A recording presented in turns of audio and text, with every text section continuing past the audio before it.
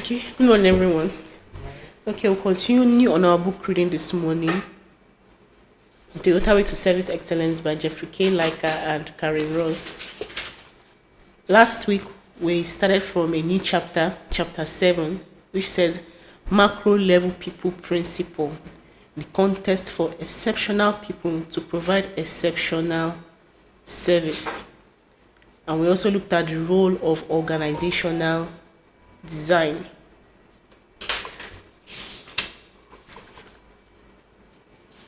Okay. We also looked at the macro level through three overreaching principles, which are organized to balance deep expertise and customer focus, develop a deliberate culture, and integrate outside pattern. Today on page 235, we look at principle 10, which says organize to balance deep expertise and customer focus. That's on page 235. Still in chapter 7, macro level people principle. And said the challenge of organizational design. The challenge of organizational design. It was my first meeting with a new client. The COO pulled out an organizational chart to familiarize me with organization's structure. He grunted and took out a marker. With an undernote of frustration, he began slashing, making new lines and boxes, and crossing out names and adding new ones. This is a bit out of date, but it gives you an overview of our organization. He explained almost apologetically. I was not sure whether to make a mental note that this organization could not even keep up its org chart or be relieved that the org chart was not important enough to keep up to date. Organizational structure has become somewhat of a joke popularized by comic like Dilbert.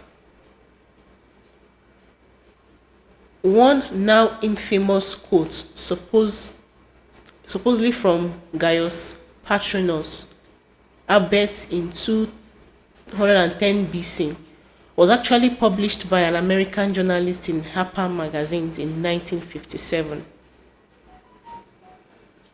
It continued to circulate widely, and people smiled and nodded. It hits home. We trained hard, but it seemed that every time we were beginning to form up into teams, we would be recognized. I was to learn later in life that we tend to meet any new situation by reorganizing, and the wonderful method it can be for creating the illusion of progress while producing confusion, inefficiency, and demoralization. There is a widespread of ambivalence or even hostility when it comes to famed organizational chart.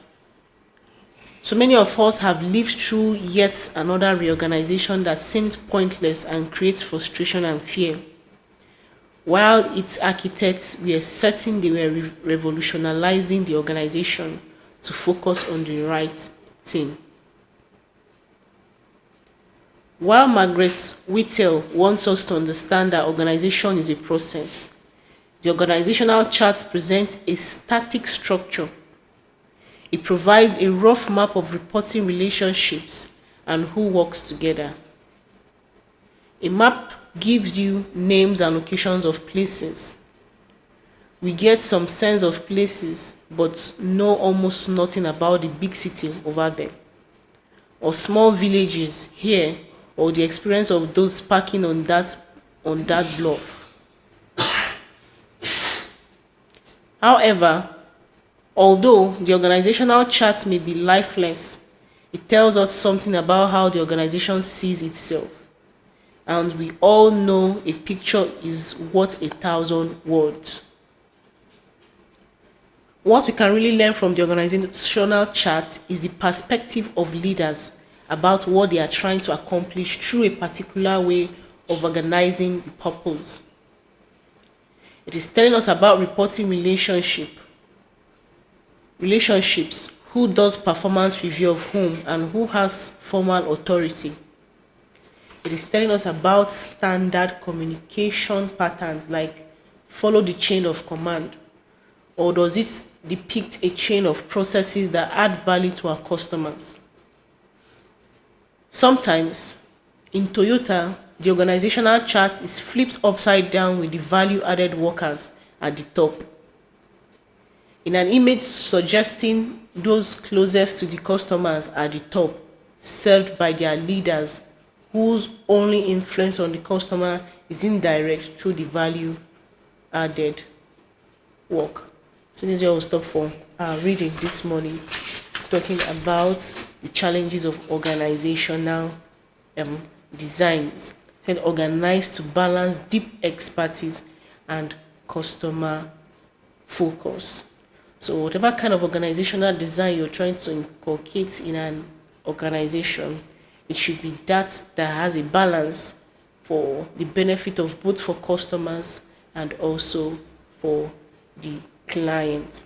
If you could remember in our previous pages, we've seen an organization, or it has defined an organization as something that grows. It is not static. So whatever plan you're doing for an organization, or whatever things, process you're putting in place, should be that kind of plan or process that evolves, that is innovative, that changes, that makes everybody in an organization learn.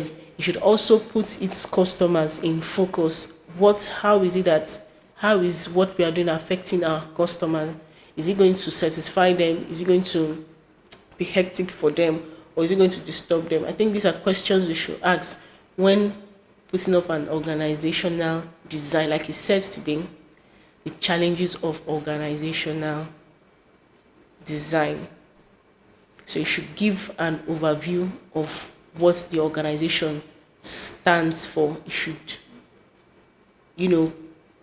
does it put its customer into consideration, and does it put its staff into consideration?